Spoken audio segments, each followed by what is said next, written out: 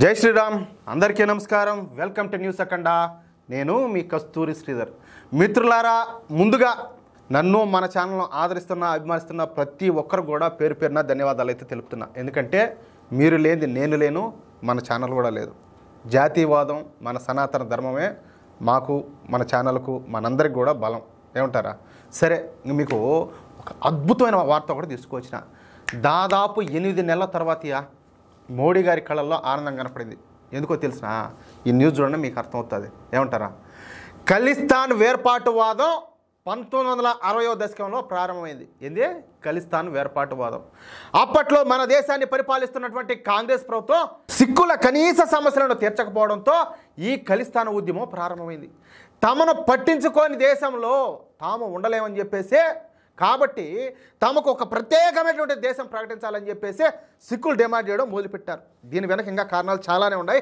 నేను సింపుల్గా చెప్పే ప్రయత్నం చేస్తున్నా ఏమంటారా ఇక అదే సమయంలో ఈ ఖలిస్తాన్ ఉద్యమాన్ని పాకిస్తాన్ గూఢాచార సంస్థ అయినటువంటి ఐఎస్ఐ హైజాక్ చేసింది అర్థమవుతుందా ఈ ఖలిస్తాన్ ఉద్యమం కాస్త ఖలిస్తాన్ తీవ్రవాదంగా మారిపోయింది ఇకపోతే ఇందిరాగాంధీ ఈ సిక్కుల విషయంలో చేసినటువంటి కొన్ని తప్పుల మూలంగా అటు ఆమె ప్రాణాలు కోల్పోవడమే కాకుండా తరువాత జరిగినటువంటి సిక్కు వ్యతిరేక అల్లర్లలో వేలాది మంది సిక్కులు కూడా మరణించారు ఫలితంగా ఈ సంఘటన మన దేశానికి తీరని నష్టాన్ని అయితే తెచ్చిపెట్టింది సరే ఇక ఇప్పటి విషయానికి వద్దాం కేంద్ర ప్రభుత్వం రైతుల ఆదాయాన్ని రెట్టింపు చేయడం కోసం రైతులు తమ పంటను తాము ఇష్టం వచ్చిన వాళ్లకు తమ ఇష్టం వచ్చిన ధరలకు అమ్ముకోవచ్చు అని చెప్పేసి రైతులకు పూర్తి స్వేచ్ఛనిస్తా కేంద్ర ప్రభుత్వం కొత్త చట్టాలను అయితే తీసుకొచ్చింది ఆ విషయం మీకు కూడా అందరికీ బాగా తెలుసు ఇకపోతే రైతులకు ఈ బ్రోకర్ల సమస్య లేకుండా రైతులు నేరుగా ఆయా సంస్థలతో కాంట్రాక్ట్ కుదుర్చుకునేలా రైతులకు పూర్తి స్వేచ్ఛను కల్పిస్తా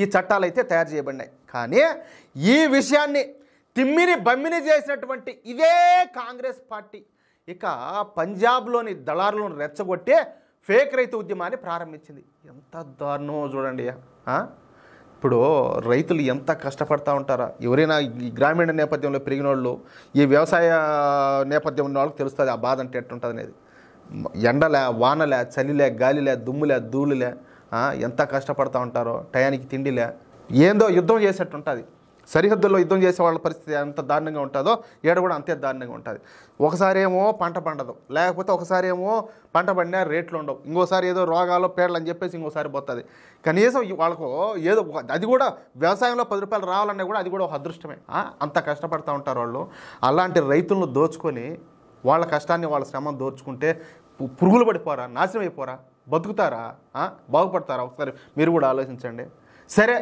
ఇక ఈ ఉద్యమానికి అండగా ఏది ఈ ఫేక్ రైతు ఉద్యమానికి అండగా కాంగ్రెస్ పార్టీ నిలవగా విదేశాల నుంచి పెద్ద ఎత్తున ఫండ్స్ కూడా వచ్చినాయ్యా అదే సమయంలో ఈ ఖలిస్తాన్ తీవ్రవాదం మళ్ళీ వేళ్ళునుకునింది ఇకపోతే ఈ వేర్పాటువాదైనటువంటి సిక్కులు ఈ ఖలిస్తాన్ వేర్పాటువాదం మాయలో పడే భారతీయ జనతా పార్టీలో ప్రధాని నరేంద్ర మోడీ గారి పైన ద్వేషాన్ని పెంచుకున్నారు వారిని తమ శత్రువులుగా భావించసాగినారు మీరు చూసే ఉంటారు కేవలం మన దేశంలోనే కాదు ఇప్పుడు అమెరికా కెనడా ఇలాంటి దేశాల్లో కూడా మన హిందువుల మీద కూడా దాడులు చేసే స్థాయికి వాళ్ళు ఎదిగిపోయినారు అదేవిధంగా భారతీయ జెండాను అవమానించడం ఇట్లాంటిని రకరకాలన్నీ చేశారు దారుణాలన్నీ కూడా సరే సిక్కులకు తమపై ఉన్నటువంటి కోపాన్ని తగ్గించడానికి మోడీ గారు అనేక ప్రయత్నాలు చేశారు సిక్కు మత గురువులను పిలిపించుకొని వాళ్ళతో చర్చలు కూడా జరిపినారు సిక్కుల కోసం ప్రత్యేక పథకాలు కూడా ప్రవేశపెట్టారు సిక్కుల సంక్షేమం కొరకు ప్రత్యేక బోర్డును కూడా ఏర్పాటు చేశారు కానీ అవన్నీ కూడా ఫెయిల్ అయిపోయినాయి అని చెప్పేసి అందరూ కూడా అనుకున్నారు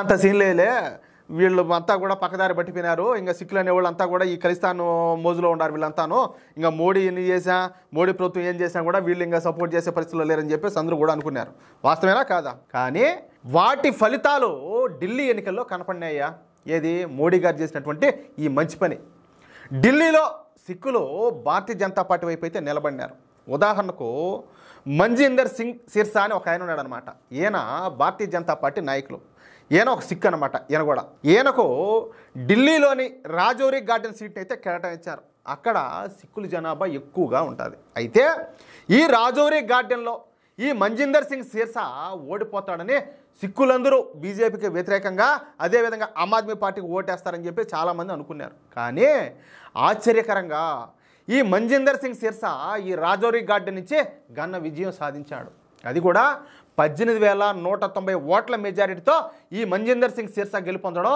ఇక్కడ విశేషం అనమాట. అంటే ఈ నియోజకవర్గంలో సిక్కులు బీజేపీకు సపోర్ట్ చేశారు, అర్థమవుతుందా. ఇకపోతే ఢిల్లీలో సిక్కులు ఎక్కువగా ఉన్నటువంటి మరొక నియోజకవర్గం జంగ్పురా. ఈ జంగ్పురా నియోజకవర్గంలో దాదాపుగా 30% మంది సిక్కులు ఉంటారు. ఇక్కడ ఆమ్ ఆద్మీ పార్టీ తరఫున Aam Aadmi party top leader ఎవరు, ఈ డెకాయిట్ అరవింద్ కేజ్రీవాల్తో పాటు జైలుకి పోయి వచ్చాడు కదా మనీష్ సిసోడియా, ఆయన పోటీ చేశాడు ఆడ. ఇంకెట్లుంటుంది ఒకసారి మీరు ఆలోచించండి. ఇక బీజేపీ తరపు నుంచి తర్విందర్ సింగ్ మార్వా పోటీ చేశాడు. ఇక ఈ జంగ్పురాలో సిక్కులు ఎక్కువగా ఉండడంతో బీజేపీకి డిపాజిట్లు కూడా రావని చెప్పేసి అందరూ కూడా భావించారు. ఈ మనీష్ సిసోడియా 1,00,000 ఓట్లతో గెలుస్తాడని చెప్పేసి చాలామంది బెట్టింగ్లు కూడా కాశారు. కానీ అందరి అంచనాలను తలకిందులు చేస్తూ భారతీయ జనతా పార్టీ అభ్యర్థి ఎవరో ఈ తర్విందర్ సింగ్ మార్వా మనీష్ సిసోడియా పైన ఘన విజయం సాధించారు. అంటే ఇక్కడ కూడా సిక్కులు బీజేపీ వైపే నిలబడినారనమాట. అంటే సిక్కులలో కూడా మళ్ళీ మార్పు వస్తుందని చెప్పేసి అర్థమవుతుంది స్పష్టంగా. ఈ విషయాన్ని నిన్న ప్రధాని నరేంద్ర మోడీ గారు సిక్కు నాయకుడైనటువంటి ఈ మంజిందర్ సింగ్ సిర్సాతో మాట్లాడతా నాకు ఇప్పుడు చాలా సంతోషంగా చాలా ఆనందంగా ఉండాలి. సిక్కు సోదరుల్లో ఇప్పుడు మళ్ళీ మార్పు వస్తుంది. మీరు ఎన్నికల్లో గెలవడం నాకైతే చాలా సంతోషంగా ఉండాలి. వాహే గురుజీ కా ఖల్సా వాహే గురుజీ కా ఫతే, ఇలాంటి మార్పే పంజాబ్లో కూడా రావాలని చెప్పేసి నేను కోరుకుంటానంట. ఆనందంగా మాట్లాడినాడంట. ఆయన కళ్ళల్లో ఆనందం అసలు ఆ ఫీల్ తలుచుకుంటా ఉంటేనే మనసుకి ఎంత ప్రశాంతంగా ఎంత బాగుండదో. ఎందుకంటే ఆయన మన కోసం ఎంత కష్టపడుతున్నాడో నిజాయితీగా ఆలోచించే ప్రతి ఒక్కరికి తెలుస్తుంది. ఏమంటారా? అలాగే ఆయన కళ్ళల్లోనూ ఆయన మనసులోనూ ఆనందం సంతోషం నిండుకునిందంటే మనకి ఎంత సంతోషంగా ఉంటుంది ఒకసారి ఆలోచించండి. సరే, ఈ విషయాన్ని మంజిందర్ సింగ్ సిర్సా మీడియాకు తెలియజేశాడనమాట. పార్లమెంట్ ఎన్నికల తర్వాత దాదాపుగా 8 నెలల తర్వాత ప్రధాని మోడీ గారి మొహంలో నేను ఆనందం చూసినానని చెప్పేసి ఈ మంజిందర్ సింగ్ సిర్సా తెలియజేశారు. మోడీ గారు ఆనందపడినారంటే మనం అందరం ఆనందపడినట్టే కదా. నాకు ఈ మాట మాత్రం తలుచుకుంటా ఉంటేనే మనసంతా చాలా సంతోషంగా ఉండాలి. మిత్రులారా, ఈ న్యూస్ కనుక మీకు నచ్చినట్లయితే ఖచ్చితంగా నలుగురికి ఈ న్యూస్ను షేర్ చేయండి. అదేవిధంగా ప్రతి ఒక్కరు కూడా మీ యొక్క అమూల్యమైన అభిప్రాయాలను ఖచ్చితంగా కామెంట్ రూపంలో తెలియజేయండి. ఇంతవరకు మన ఛానల్ సబ్స్క్రైబ్ చేసుకోకపోతే ప్రతి ఒక్కరు కూడా సబ్స్క్రైబ్ చేసుకోండి. జై శ్రీరామ్.